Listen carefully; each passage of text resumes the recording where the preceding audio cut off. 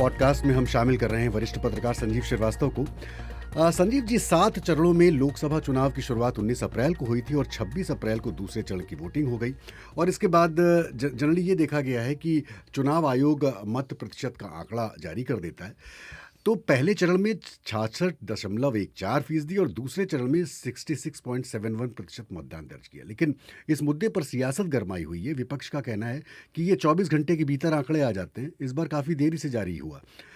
आप क्या कहेंगे?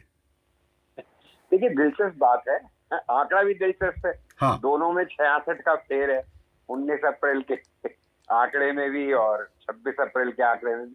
देखिए, जो विपक्ष का कहना है और जो अन्य कुछ जो लोग आलोचना कर रहे हैं चुनाव आयोग की, उनका कहना है कि देखिए, जिस दिन वोट पड़ता है, मतदान होता है, तो आप 9 बजे तक का मतदान देते हैं, 10 बजे तक का, 11 बजे तक का, 12 बजे तक का, 1 बजे तक का, 3 बजे तक का, 5 बजे तक का, और फिर शाम होते होते पूरे दिन का क्या रहा, और वो रिवाइज होके अगले दिन यूजुअली आ जाता है कि पिछले दिन का आंकड़ा क्या था।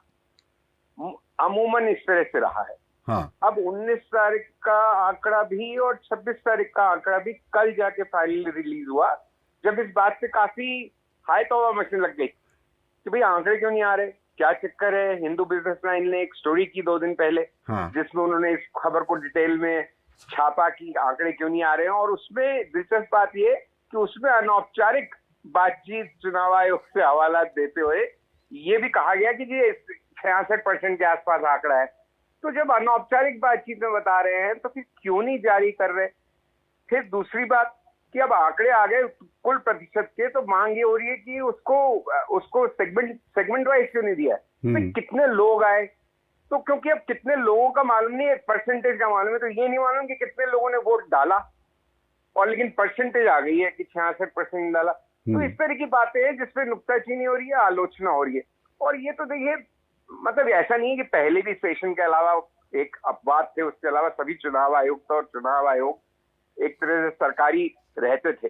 लेकिन इस बार जैसा हो रहा है पिछले 1-2 चुनावों से, उनकी आलोचना को, और खासकर जिस तरह से अभी सिलेक्शन में चीफ जस्टिस को बाहर रखा गया, उसकी वजह से और ज्यादा आलोचनाओं के घेरे में चुनाव आयोग स्वयं को पा रहा है। और फिर हेट स्पीचेस का मसला, निर्णय नहीं होना, अजीब से नोटिस जारी होना खड़गे जी को, जेपी नड्डा को, मतलब बेसिर पैर। जी संजीव, यहाँ पर एक देखिए, हम प्रज्वल रेवन्ना की बात कर रहे थे पिछले 2 दिनों से। अब जब इन्होंने भाई एक ट्वीट कर दिया और बता दिया कि मैं देश से बाहर हूँ, क्या इसमें थोड़ी नरमी आएगी या उसकी सफाई का कुछ मायने है, या मामला तो उड़ चुका है? देखिए, देर से जगे हैं रवन्ना साहब, ऐसे पता नहीं कौन सी दुनिया में चले गए थे, पाताल में या कहाँ, जो उनको मालूम ही नहीं पड़ा कि 3 दिन से हंगामा मच रहा था। जो आज उनका वकील भी प्रकट हुआ है, सोशल मीडिया पे उनकी भी सफाई आई। भाई जर्मनी तो गए थे, 7-8 घंटे में पहुंच जाते हो, यहाँ तो 3 दिन से बवाल मचा हुआ है और आपका कोई एक शब्द ही नहीं। तो ऑब्वियसली ये सोची समझी लीगल सलाह के अनुसार दिया गया, जारी किया गया बना बयान है। उनको पूछताछ के लिए बुलाया, उन्होंने कहा 1 हफ्ते का समय। क्यों चाहिए 1 हफ्ते का समय? क्या वो भी राघव चड्ढा की तरह कोई आई सर्जरी के लिए गए, या क्या मसला है भाई? ऐसी क्या बात है? आइए लौट के, जब इतना एक तूफान खड़ा हुआ है आपके नाम को लेके। और ये भी बात अजीब है कि जिस तरह से बीजेपी के नेता, मतलब मैंने आज बड़े अमित शाह साहब का भी बयान था, मतलब वो जो पलट के वार करते हैं वो बिल्कुल निराधार नहीं है कि भाई वो कांग्रेस ने पहले क्यों नहीं एक्शन लिया, स्थानीय सरकार उनकी है।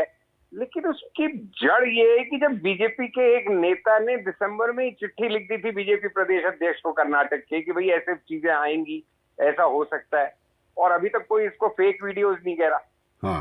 तो मतलब यहाँ पे क्लियरली बीजेपी बैकफुट पे है, और एक नारी सुरक्षा का जो मुद्दा है, इसकी गूंज कर्नाटक से बाहर भी सुनाई दे रही है। अब वो कितनी वोटों की राजनीति में असर पड़ेगा नहीं पड़ेगा, अब ये तो देखिए बहुत मुश्किल है समझना, लेकिन इसका लाभ तो नहीं हो सकता उन्हें। जी संजीव जी, संक्षेप में, अब मेरे पास समय खत्म हो रहा है।